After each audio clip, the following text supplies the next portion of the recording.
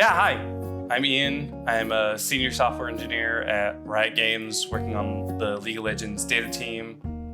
And I am a huge espresso guy. I love Columbia roasts, and I'm a bit of a coffee snob. So find me at your local LA coffee place and let's have a coffee together. You know what the first question's gonna be. What's the first question?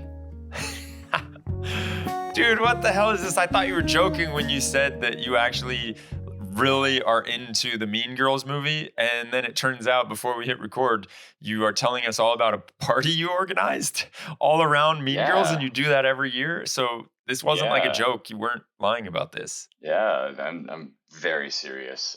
For like the last 10 years, I've had a Mean Girls party every year on October 3rd.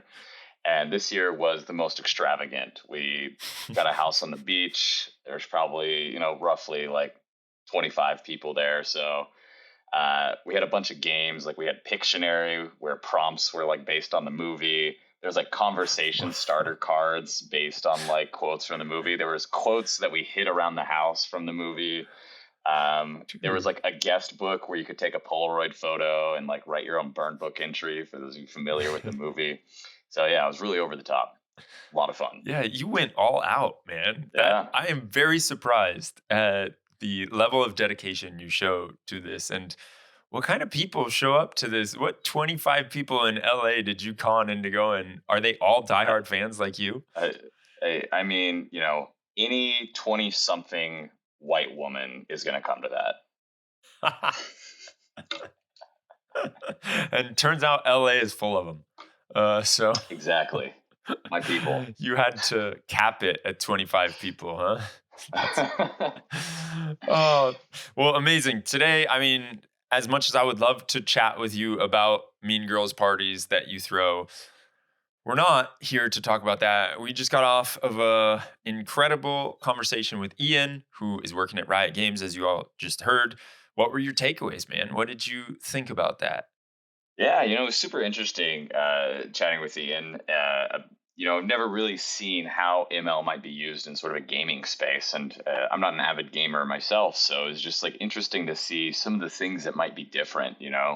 Like in particular, there's like data sources they have that are kind of like records of the game that they're able to use, and it's like fully baked. Oh, that's so good. You don't have to go through this process of trying to aggregate a bunch of different data sources to like create a normalized view. Like a lot of the typical work that data engineers do, it's just like a nice snapshot of everything that happened.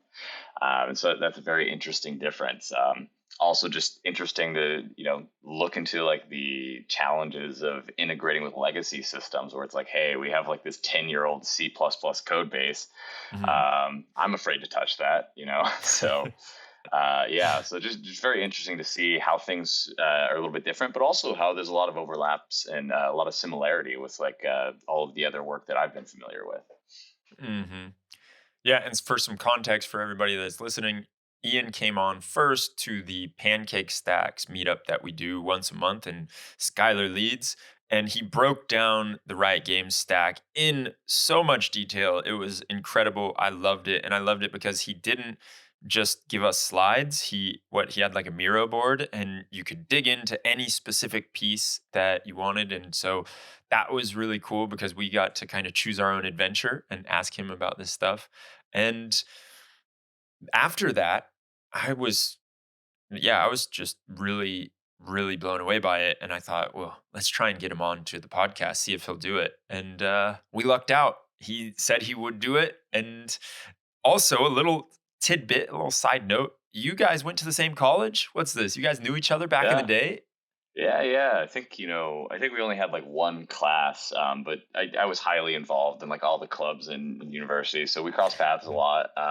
But yeah, we actually didn't really keep in touch. And when I moved back to LA, I was starting like the local MLOps meetup, I realized he was like working in this space. I had no idea. And so like we reconnected. So it's been super cool to get him integrated in the community and whatnot.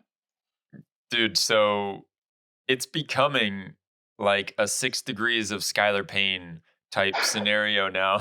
Anyone that is working in MLOps, you can connect to Skylar by at least 6 degrees.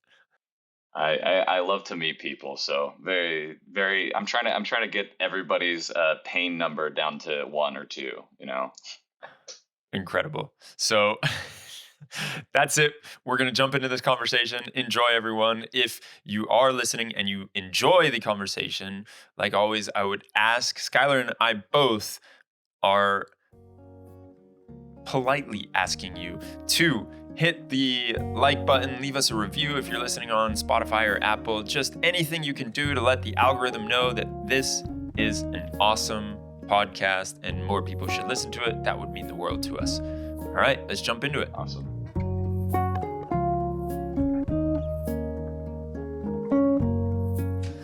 Ready for all kinds of deep questions about life and the meaning of it? Definitely. You're like, dude, I didn't sign up for that kind of podcast. What the hell do you think this is? Rick Oh, Roll? I'm here for it. I think Skylar and I share a like keen awareness of mental health in like the engineering community. So like I would not be disappointed if it went that direction either.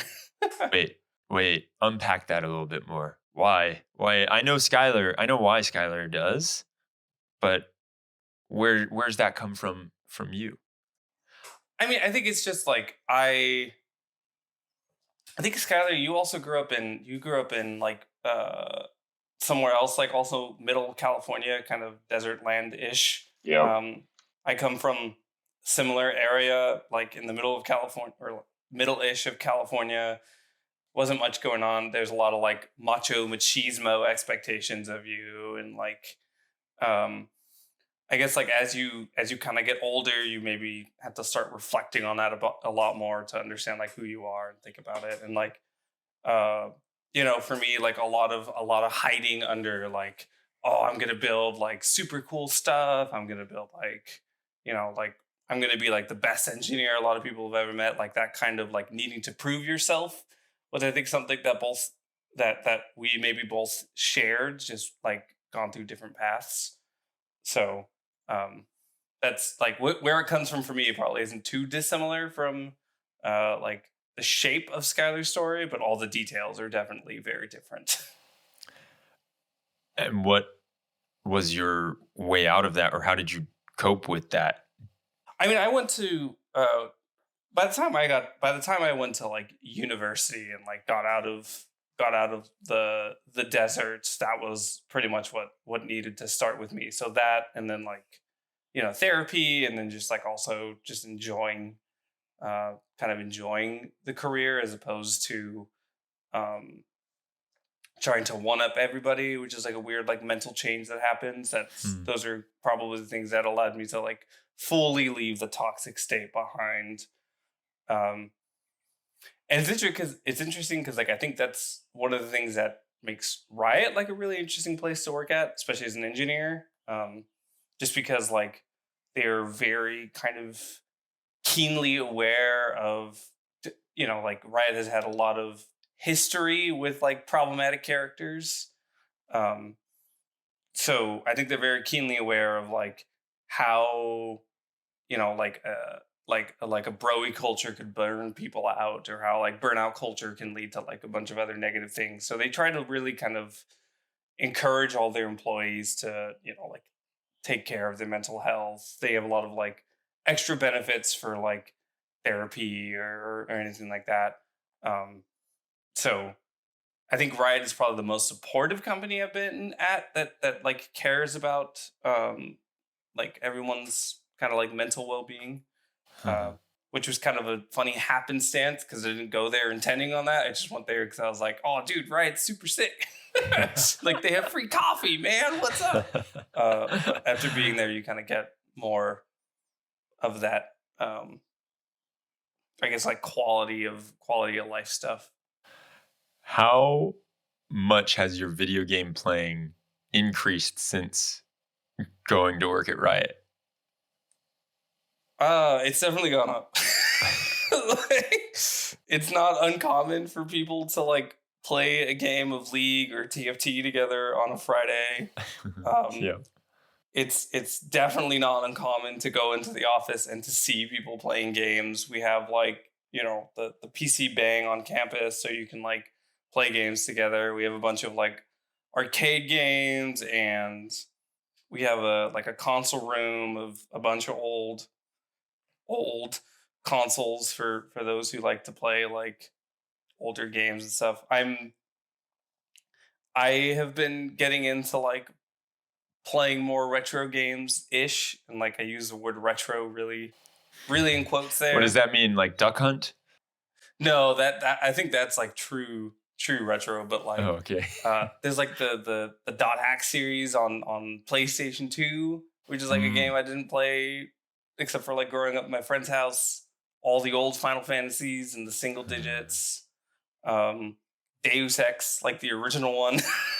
Just like a lot of those kind of games I've been giving a lot more love to now that I have now that I see a lot of other people doing that at work. Like I've come to work before and I've seen dudes who just are playing like Subnautica for like 3 days because they're like really into it. They're like, oh my God, I gotta do the thing. I gotta build this super sick underwater base. Everything else can happen later.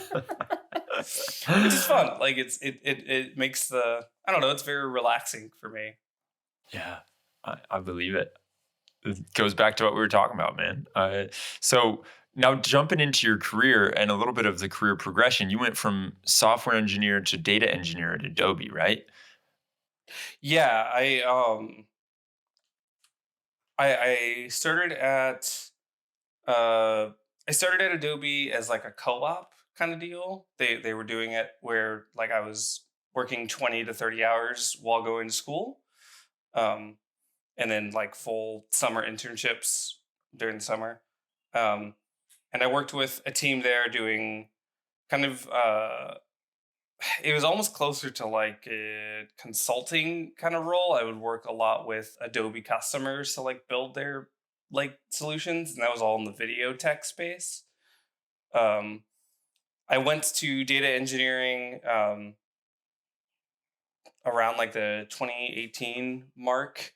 And I think back then, and still kind of now, Adobe still kind of calls like some roles of a data engineer more like the traditional like SQL kind of data warehousing roles. And then there are data engineers who are more focused on like automation and that kind of stuff. I kind of got to fall in the latter half of that. So I was working on a lot of tooling for like, actually a lot of the stuff that you hear, like DBT trying to solve around like metrics layers, or like even some of the realms of like observability, data observability. And we were building like our own custom stack from the ground up on top of like Zookeeper. So like we were building our own orchestration engine. We were building like our own extensions on top of Postgres to be able to do like upserts and all this crazy stuff. So that team was going like super hard in the realm of like building the infrastructure kind of from the ground up. A lot of it didn't work, I think, but it was good for me like early career, because I got to like spend a lot of time thinking about like, how do orchestration engines work? Like what are the challenging things that Airflow is doing that I might not understand, like going into it at first. From there, I went to Doordash, and I think you guys interviewed Hien, maybe also on this podcast. Yeah. Yep. So there I was at Doordash. I was there for a little bit before Hien started, and then Hien started like around my 8-month mark, I think.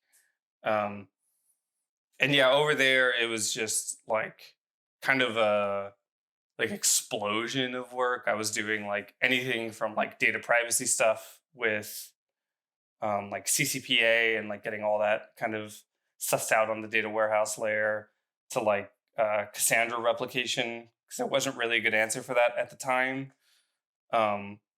So we were like building our own Flink streaming applications on top of like Debezium event streams. If you go back into like Debezium Cassandra, like in the Discord and stuff like that, I was in there when there were like 100 people or something asking like, how do you build the freaking jar? Like, how can I ship this? Yada, yada, yada. Because we were trying to solve that kind of stuff. So I was working on that and just like a plethora of other stuff, a lot of like container and DevOpsy stuff too. And then I came to Riot kind of at the start of the pandemic, moved back down to Southern California. Yeah, and then out here, at Riot, I've kind of spent a little bit of time in kind of the game build space. That's the team I joined when I initially came to Riot. It was like SRE and game build, and then went over to data, just kind of where I feel like I belong. It's like that's like my SME, but lots of funny things happened when I was like going through the interviews for data. Like the role filled as I was doing the on-site interview. So they were like, "Well, you passed the on-site, and we still want you to come to Riot, but the role's not here anymore, so you're going to go to that team." And I was like, "Heck yeah, let's go!" That's awesome. So yeah, now I'm on the data. I guess like we're kind of like data ops or like MLOps. So I guess some of the stuff I skimmed over there when I was at Doordash was there's a series of Doordash blog posts about a system called Sybil, um, which is kind of like the feature store that Doordash has built. And way back in like the 2019 era, the search team, kind of the ML team, and data infra, we all worked like really closely doing a lot of their kind of ML stack.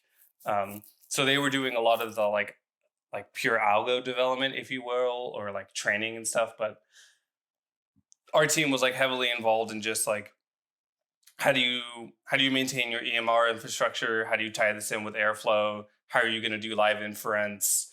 And I think they were looking at the problem of like how do we pull features down from Snowflake without having like Snowflake being in the in the core path of a request. So a lot of those like kind of operations questions around machine learning was stuff we were all kind of thinking about, and I was able to get to be a part of in a couple different like small projects and stuff like that. But I guess because we had like really proficient leaders or people who had been thinking in the space a lot, maybe I like got to absorb a lot more of it. So a lot of that is like coming out in the work we're doing on LDC, where we're thinking a lot about like how are we doing live inference like in a game binary? How do we do live inference, post games? How do we do like better data, I guess like data ingestion systems, and like data ops is kind of like another realm that we're really kind of exploring. Yeah, I think Yeah, so I guess it's kind of the career path. yeah. So it's really interesting how you describe how, coming into Riot, you started out in reliability. And, I think that this is a big topic on people's minds, topical today, because TwimlCon is happening today. And Todd Underwood and Neil Murphy gave like a keynote talking about reliable machine learning. Definitely a big topic, and I don't think there's a lot of expertise. So just curious to hear a little bit about whether you feel whatever you learned and did sort of like working specifically on reliability, is there any like lessons you were able to like apply as you like move more into like this data and ML ops space? Maybe, I mean, I think to be honest, the biggest thing I kind of took away from like my kind of stint in SRE, is that like a lot of the problems we're seeing in ML ops and in data engineering, like in the 2020s, 2019s, they're all kind of the same shape. Like I very much see like metric or feature stores that do like point in time calculations, kind of like Feather talks about, not being too dissimilar to solving the problem of slowly changing dimensions, which was also, like can also be solved by like or have been solved by some of the bigger like data companies like Airbnb or whatever, where they were solving it by just like snapshotting everything and using like SQL macros to be able to say like, oh, you want to understand like, how many people rented houses in Venezuela, and the data needs to look like it did on March 31st. Well, don't worry, use the SQL macro and we'll be able to do that for you. And a lot of those problems are like things that Google SRE were kind of thinking about just in like a much different context back when they were solving it. Like, I will not say that like service configuration is anywhere near similar to like data or like training a feature, but they're also thinking about like what would a config store be? How could we pull config out? As it was on as it was on New Year's Day before the incident happened. How could we track the changes between this configuration and that configuration? Um, and I think like the other thing it's kind of shown me is the kind of this like don't standing on the backs of giants kind of thing is like really true in a lot of these bigger companies. I don't think I realized it when I was at Doordash, but we had our own like Flink infrastructure, we had our own Docker infrastructure, we had our own way to like build and deploy containers and like kind of unfurl them in Jenkins jobs to do cool optimizations or whatever. And similarly, as I'm sure maybe you guys have experienced, but like at companies like LinkedIn or like Uber, they'll have like, oh, this is our custom, Spark mapper system that we built from scratch, but it secretly relies on like 200 other Uber technologies that helped kind of unlock its ability. And like as I come over to Riot, I see that kind of everywhere, and it just changes the perspective on how I build and design things. Like we're looking at just to like kind of give an example, we're looking at we do these our team builds these recommender systems, which are just kind of your classic collaborative filtering models. The hitch being we create it at compile time and we actually embed it into the game binary. So these kind of features are like stored in the binary code. So like if you're able to like unpack the binary and like explode it as like a hex dump, you would see some decimal number buried underneath that is like our feature or something. And we're trying to ask ourselves, like, how could we actually like, pull this out and like not do it in compile time and read it from like a service or read it from some configuration or whatever. And Riot has like 6 or 7 different ways to solve this, spewed across all the different games, all with different levers that you might want to tweak and twist. And it's just like, man, like the people who built, like it tells the story so differently from people like you guys recently had the guy who worked on Feather for like 6 years or something before it got open source. And it's like, man, the inception of that was probably like, hey, we can like sit on top of LinkedIn service A and LinkedIn service B and LinkedIn service C and like offer this super cool thing. And then 6 years later, it's this like kind of generic cloud agnostic tool. And I think that's something that like I want to see coming out of the ML space is like, we have all these companies who are built on top of like all these super cool tools, like moving them into the open source, moving them into like more holistic packages. I think that'd be great. Like, a hypothetical would be like any of the stuff we might do around like PyTorch and game compilation. If we were able to like open source that and show like, hey, you want to do like these crazy embedded models, like Riot has solved it and you can install the package on GitHub. That's kind of the stuff I think that's mostly what I've learned from like the SRE realm, just because SRE has been doing this kind of stuff for like 15 years now, right? Like there are companies based around what were SRE practices that are now just like commonplace. Yeah, definitely. And so I think like one of the things you're kind of getting at is there's a lot of people who have solved very similar problems in like a slightly different domain. And one of the things you often hear a criticism I think of like the MLOps space is that like, hey, you guys need to read like database literature. We've been doing this stuff for a long time. In particular, if you haven't read anything from Shreya Shankar, I don't know if I'm pronouncing her name right. Hopefully I'm not butchering it. But she has some excellent writing where she talks about this. She's doing a PhD in database management systems now. And it's cool to see the connections you can have there. But yeah, that's super cool. And definitely agree on sort of the, all these tools. You hit the nail on the head with Feather. Definitely, it was something that like started out built on top of all these LinkedIn systems, and slowly you had to decouple it. But yeah, I would love to maybe kind of like switch gears a bit, talk a little bit about what you're doing at Riot. You gave a great presentation to Pancake Stacks and had like a nice mind map, walked us through all the architecture. And it looked like you were doing a lot of cool stuff with a lot of different tools. It seems like, would love to just like maybe talk a little bit about, what are the things that you've built out at Riot? What are the challenges you solved, and, maybe challenges that are still open for you? Yeah, I think I'll also go ahead and like kind of re-summarize like a little bit of the architecture just for anyone listening who didn't get to see my as you guys call it, awesome as I thought of it. Oh shit, what am I going to present? Kind of deal. So yeah, I think so. Riot is a big company. We have we're like a games as a service company. We have a couple games out. League is one of them. League of Legends. It's like a MOBA game.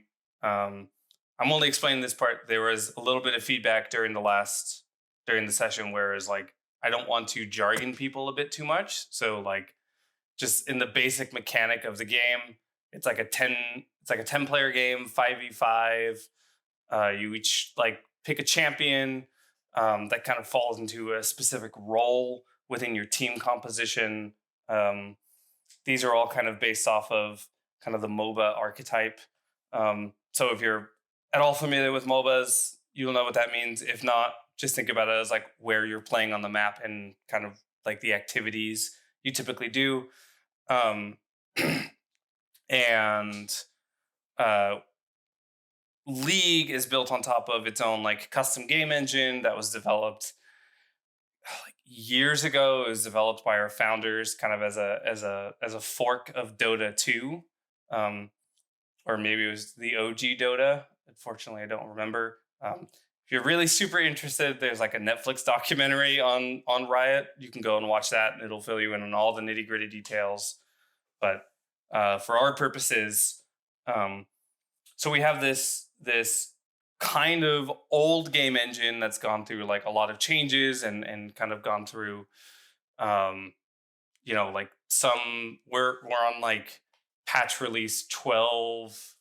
I think we're like 12.19, 12.20 now. And we do like releases every 2 weeks. So we've been doing this for a long time. And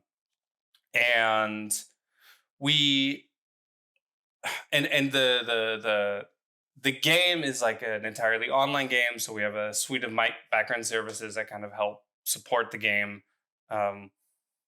League is mostly a Java shop. So we've got this kind of web of Java services that help a player kind of log in, see the client, buy stuff, get match made against other people, build your teams, all that stuff, get you in the game, and collect kind of end of game data summary, end of game data statistics and stuff.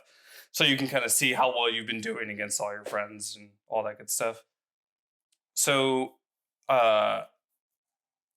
from there, we kind of the data journey starts, I guess. So Java systems, C++ systems, it's probably all you really need to know about the game architecture.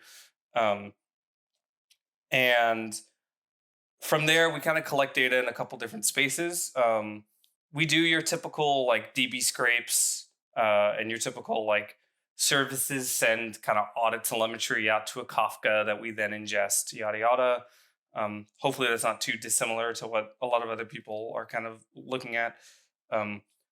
We do have one really interesting kind of data ingestion scheme, which is a problem we're also thinking about, which is this like end of game data. I'm not sure if you guys have experienced this, but at least at like Doordash, there was never a data set that got generated at the end of a delivery that fully described the delivery. We generally had to like ping a bunch of services and scrape a lot of databases to kind of like reconstitute the story.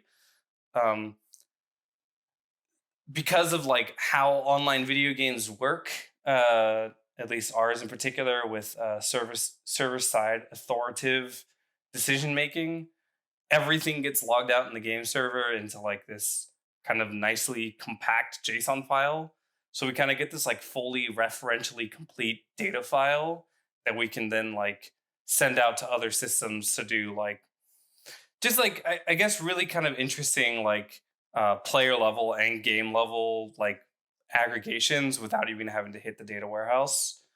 Um, so from there, you know, we're doing some interesting stuff there that I can talk about if there's anything that kind of pops up or piques interest. But from there, we push that data into our Hive data warehouse, and we kind of have two Hive data warehouses. We have like an on-premise one that we manage, and we're moving over to AWS Glue for kind of a lot of that management. And the kind of, I guess, kind of the space which most like ML practitioners are interested in is like once the data has kind of landed in our data warehouse, we have, you know, kind of the typical series of like decision science jobs that compute like business metrics and all that stuff. But we also have a series of, I guess, jobs you'd call them that are doing more like feature engineering or feature computations and sticking that into one of three different places. Sometimes it lands back in Hive. Sometimes it lands in S3 as like a tar gz file that a service can kind of pick up and understand. We kind of do that when trying to like detect people who have like opened up the same account under like two different names or something. We use this kind of S3 path to try to detect like, oh, hey, we actually detected you're a second client. We're going to merge your accounts together or whatever. Or we actually go into kind of our own like RocksDB implemented on top of S3 feature store, which just allows us to do like, it just allows us to have more, I guess, like isolation guarantees or maybe like idempotent guarantees on top of data transformations.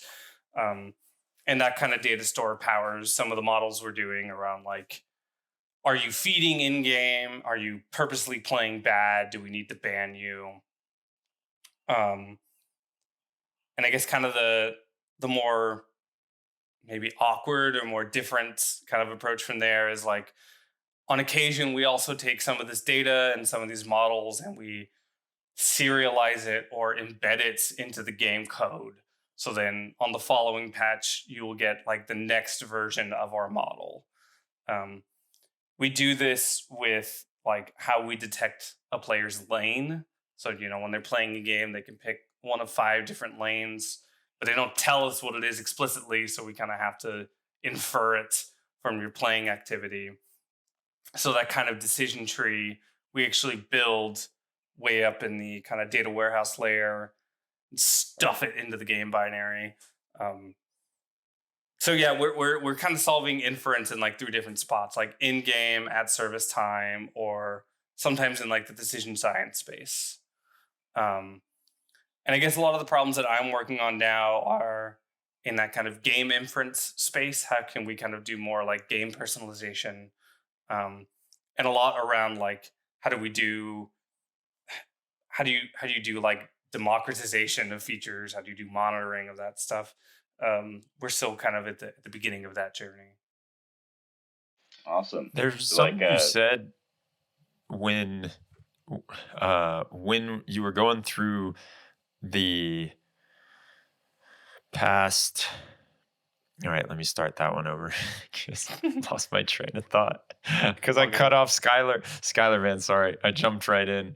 But basically, there was something you said when we had the pancake stacks, and I thought it was fascinating on like the whole real time element and why you didn't want to do real time. Can you jog my memory on exactly what that was about?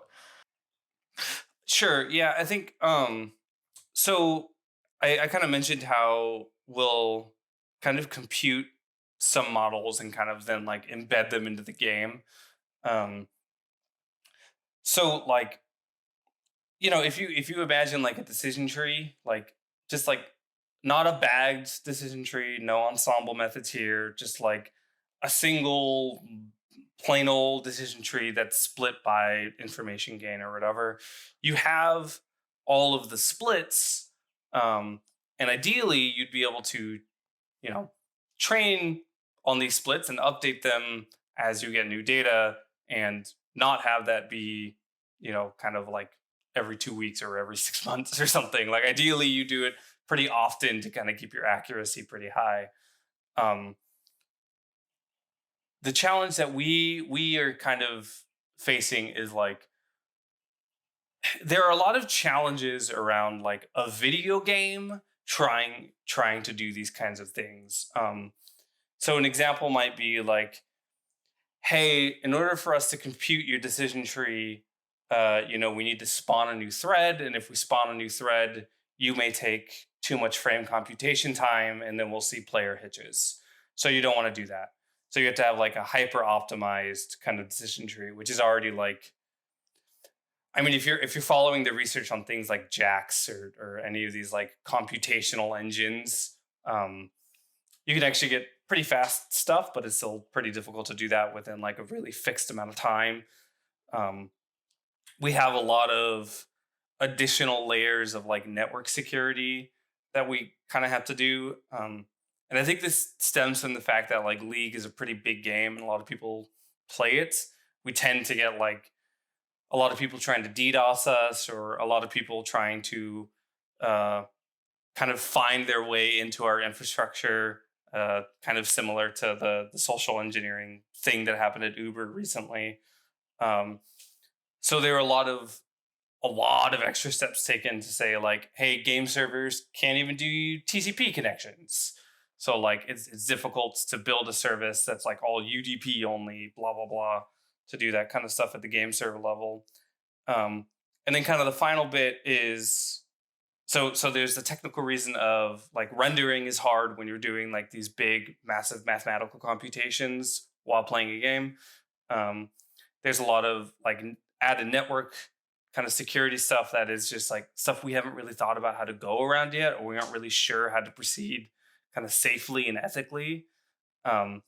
And like League is a older game, and there's a lot of historical inertia kind of going against some of these changes. Um, and that's not to say like any one person is saying like, oh no, don't put ML in my game. Most of the time it's very much the opposite. But it's like, how do you get into a 10-year-old C++ code base with 3 different custom unique pointer implementations and write your own module to do whatever inference you want to do kind of at go time? That's just like I guess it's just like a really challenging problem from the perspective of like how many ML engineers write C++, um, or like how many ML engineers have an interest in like game engine architecture. I feel like those are just 2 very niche subjects that tied together, along with the fact that this code base is 9 or 10 years old, makes it really difficult to go in there and make changes. Yeah, I can definitely imagine. One of the challenges sometimes is like when you have a legacy system or something that already exists and you're wanting to kind of like port machine learning into it.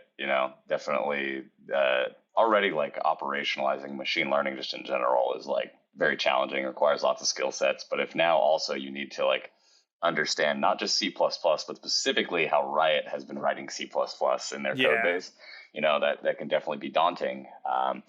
So yeah, definitely a lot of interesting stuff there. But yeah, so very curious.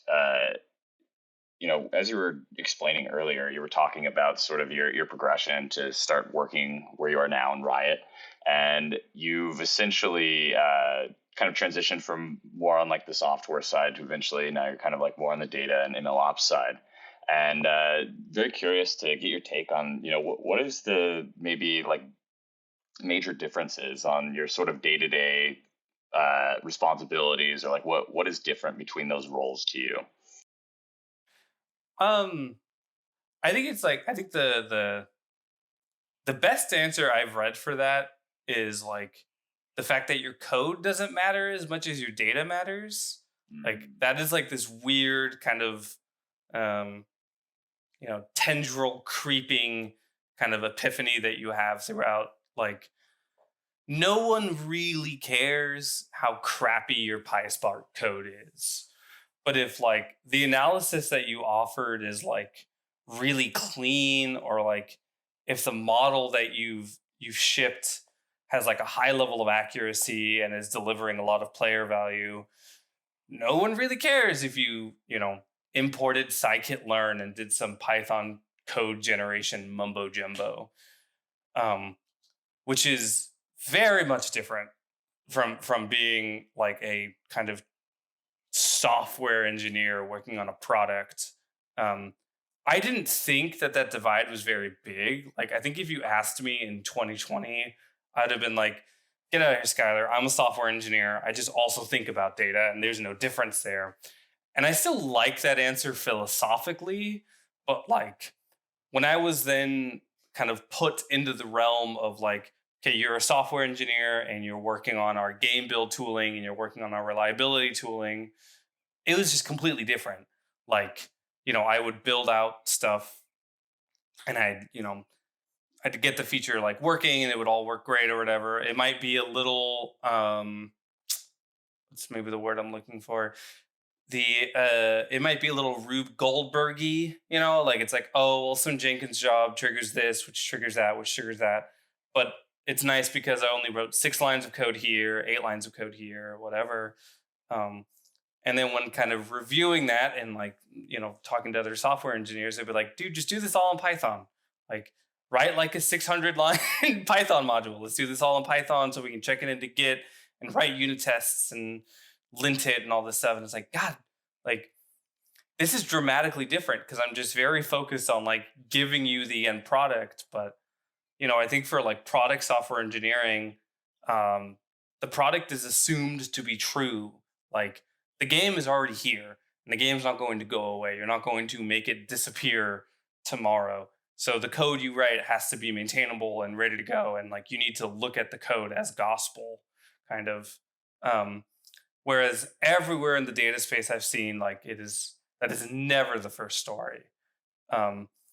I think probably as you guys are also seeing, I think as MLOps and like machine learning is becoming more of, I guess, like a kind of software engineering trade that's changing. Like you are seeing people say like, write unit tests for as much of your model code as possible, mock your training on like some kind of mock data, use like observability practices to monitor your model as best possible. So I think a lot of that is changing, but I think at the end of the day, like, in 2025 or 2030, you're still going to see ML engineers who are half talking about their code and mostly talking about their data. Yeah, it's interesting you say that. I think that there's often a lot of competing opinions on this kind of topic around like code quality and whatnot. There's a particular person in our community, Laszlo, that has like a lot of strong opinions about. I knew you were going to mention great him. Code quality. Yeah, he has a lot of great blog posts on sort of like how he thinks you should think about code quality. And it's interesting to just see the tension almost in the community of some people saying like, it's not that important. Other people saying it's kind of like paramount. But curious to maybe kind of contrast it with some of the things Laszlo has said. I think a lot of folks in the community are familiar with. Laszlo wrote a blog post somewhat recently where he kind of made a separation between essentially code that's for analysis versus code that's, for like production, more or less. And he said like, hey, the code quality stuff, like just don't, everything I'm saying here does not apply to that first bucket of like analysis and whatnot. So very curious to get your take on that. Cause I think there was maybe some subtle nuance of what you're saying, Ian, but curious, do you agree with that? Do you disagree with it? Where do you lie on that spectrum? I feel like the answer you want is like a hot take takedown, and I don't have that. I don't know. I would never want to put a hot take against Laszlo because his hot take will be hotter than mine, I'm sure. Yeah, I think this is something that me and kind of my my direct kind of coworker His name is Serge. We are really thinking about this a lot because we're thinking about it from the perspective of like, you know, I don't know if you guys have it, and I'm not sure if Laszlo has it, but I'm sure he could probably speak to it as well, or they, I should say they. There is just not enough people who are like software engineers working in the data space. Like we just don't have enough people who are doing it. So like the current reality is data scientists are going to write things that go to production. And that kind of sucks. I think everyone doesn't want that. Like data scientists don't want that. But one thing we can kind of do to make that a bit easier is to try to like write tools and like write guidelines on like how to structure your GitHub repo, how to write tests, how to use a Jenkins job. And we're thinking about that like a lot because we're trying to say like, how can we, hide the data abstractions as much as possible so that we can encourage a data scientist to be like, okay, go back to, your your data structures class or whatever, and really think about the code that you're writing to make it like really clean or at least really efficient and like make the trade-offs that you made clear. Because this is going to be hit by like millions of players if it's like in the line of like direct gameplay. And it's really like, I think it's just like a really hard problem because it's like, we're trying to take two very different approaches to something that is still maybe like super in development. I don't think data science is really a concrete field yet. Like I think it's still kind of being built out. So like, I think you could very easily, I guess my take is you could very easily see two kinds of data teams. One data team that takes code quality extremely seriously and still ships player value, and one that doesn't take code quality seriously at all, like it's for the birds, and also ships player value. I think both of those are still like very viable paths, and we don't know which one is better yet. I think as a software engineer, I am more inclined to at least have a base level of quality where it's like, hey, if you're afraid to at least have me look at this code because it's that janky, then like don't submit it. Like let's spend more time to fix it. But I'm also very excited to see people who are really passionate about like how to write better code in the ML space help us make tools to do that. Like if Laszlo builds a tool that helps us like hold people accountable to like write better code, then like I guarantee you I will be at all the meetups, I will be at all the conferences, I will ship it in all the repos because I'm here for that reality. I guess maybe I'm like deer in the headlights. I don't know which way is up and which way is right yet. Yeah. Similarly, I keep waiting for Laszlo to convert that thought leadership into a product. I'm ready for it. I'm here for it. But yeah, I think you said a lot of interesting things that resonated. Like in particular, we're in this situation that data scientists are writing production code. We don't have enough of these engineers, and that kind of calls back to another guy in the community, Mihail, who wrote this banger article. We don't need data scientists, we need data engineers. I think it resonated with a lot of people in that, like, hey, we have like data scientists doing things that doesn't like really match their skill sets enough. So one thing I was, since you were talking about like, hey, the reality is like you're going to have data scientists that are essentially writing code that goes in production. Very curious of like how you think about structuring that, or like what are the tools, techniques, et cetera, you use. Given this reality, data scientists are going to be writing production code. What can we do to make that a better, smoother process? Yeah, I think so. I think there are probably a lot of different like avenues you could go through to look at that. So I'll give you the more like, this is the most direct answer I can give you because this is like the approach we're taking like as of today, which is we're trying to, if not eliminate, severely reduce the amount of notebooks in the world. Like Jupyter notebooks are a fantastic tool for analysis, but like the moment you're thinking about like, I'm going to write this, like little PySpark thing and it's going to be hit by a service, then like we try to tear down the notebook kind of artifice altogether, and we say like, okay, no, like you're going to either build a Python package and you're going to ship the Python package, or you're going to write a Java service or whatever, and whatever is in your notebook just kind of does not hit production. This is like we thought that this was going to be like kind of a super hot take. I guess to give like maybe like more context as to why we did this. One of the most successful projects that LDC has shipped is something called the item recommender. So when you go and like play League of Legends and you like go and buy an item, because you want to buy an item like every time you go back to base or like kind of a certain key points. You can tell I'm not like a professional League player because I can't tell you when to buy an item, but like you buy an item when it's important to you in game, and when you bring up the item menu, we recommend like, hey, you're playing against these champions. You are this champion. You have this person on your team. You have this many, Baron kills or whatever. You have this many champion kills. We think this item would be a good fit for you. That product has been like very successful from the perspective that like players like it, but also because like it's a very maintainable piece of code. Like we have modules, we have unit tests, we have linting, we have, we've treated it very much as like a small product that anyone can kind of come in and change. But we have like code review standards. We have, this is one of the only places I've seen it, but like we kind of enforce the use of Python typing.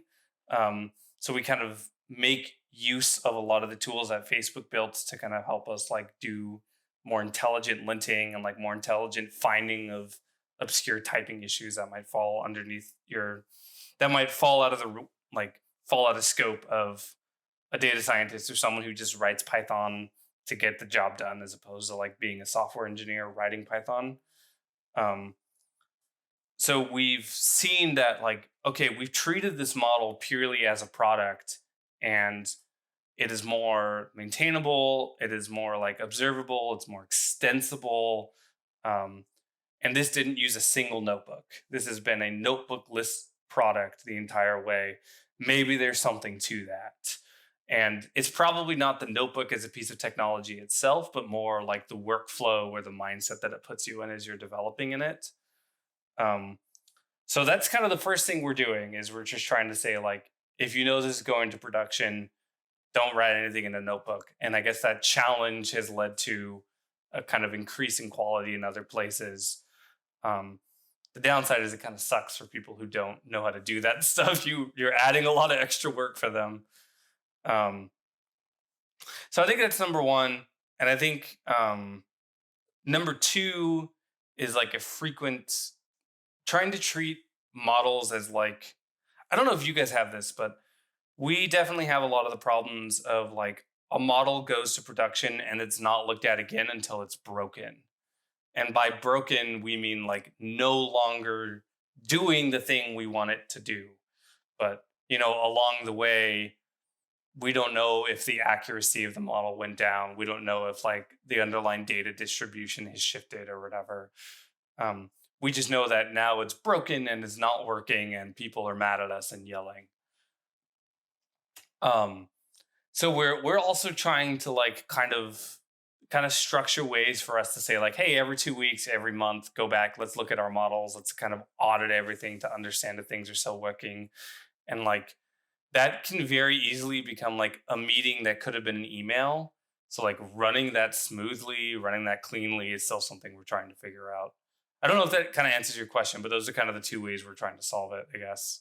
Interesting. Yeah. I think you definitely unraveled your hot take in there, with, more of this notebook opinions. And that's definitely a topic in the community that gets a lot of people riled up, and there's lots of proponents on either side. Maybe someday we can dive deeper and chat about this with some big notebook proponents. But yeah, thanks for those insights. That was super awesome. So, kind of like switching gears and maybe like leading more towards a wrap up. You've had sort of you're kind of like well into your career now. You've had a lot of different experiences. So very, very curious, like if there was something you could change about your career up to now, what would it be? Oh, I would have took a networking class. I that may be a weird answer, but like not actually understanding how computer networks works has bitten me in the ass a lot. I think that probably would have been the first thing, at least from like a technical perspective. From like a more personal perspective, I think I would have. I think the one big change I would have done is like um, tried not to chase things as much and like try to have more open and honest relationships with people. I think like my first career, my first job at Adobe, I had like a super incredible manager. Like even to this day, I'm still like pulling out lessons that this guy has taught me just about like it is kind of in the realm of how to be a good hang, but like how to be a good engineer, how to be a good tech lead, how to be a good senior engineer, how to learn well. He taught me all of that without maybe even explicitly telling me. But like at the time I was like so focused on like I got to be writing code, I got to be like kind of the goat of, some particular programming language. And I definitely wish I had like I don't know, maybe just calm down and just said like, hey man, enjoy this experience, take in all the lessons, like really bask in it for a little while. Um, but hindsight's 2020, right? Like I think if I had done that, my career might have ended up differently. So Yeah, definitely. If there's one best practice you wish that data engineers would take from software engineers, what would it be? oh, that's a really good question. I think my answer would be prefer composition over inheritance. Um, I even now to this day, I think maybe you're kind of forced into it with like the abstractions that PySpark gives you, but like the number of like code bases I've gone into with a class named class ETL or class base ETL that then gets extended like 30 times, that like has to implement some base method that just passes or something. It just adds so much noise to like dissecting the process. And then on top of that, I think like that carries into, I guess it carries into like the way systems get designed. Like, hey, like let's just make a new airflow job that can do this instead of maybe like picking the right system to do it or like trying to integrate the right system into airflow. Let's just make a new airflow job that makes a new airflow operator that does the thing because airflow is our new base class for everything. So I think that's probably my answer. Awesome. Cool. And maybe to close things out, you work at a gaming company. We talked a little bit about games you play, but what's your favorite video game? Ooh. The hardest Yeah, question. dude, it's huh? The hardest question we ask here. Yeah, seriously. Dude, it's got to be like Legend of Zelda Majora's Mask. Like I just love that game to pieces. Same here. Oh man, I love it. I just love it to pieces. I like every time I play it, I'm happy. When we got I got the remake on 3DS, and I was like, it's just the nostalgia, the emotion of the game. I love the dungeons. I can't not answer that. Awesome. You're not gonna like it, but I've never actually even played that game, so it seems like I'm missing something here. Both of you rank that as your favorite? I think it's a lot of nostalgia of like, being a very particular age and getting that game. Like I feel like I was like the peak interest of video games right when that came out. So I think it has a lot to do with just like how old I am and being in the cultural zeitgeist at the time. But yeah. Dude, It's also just a Ian, very moving story. Like as an adult, it's still actually quite intense.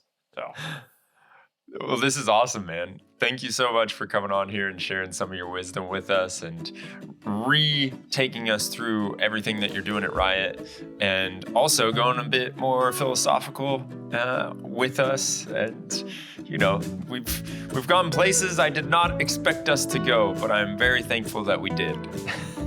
very nice. So, Yeah, thanks for having me on, guys. I know it's probably a bit different than like talking about Feather or something, but I'm happy to be in the same place as those people. yeah, it was awesome, man.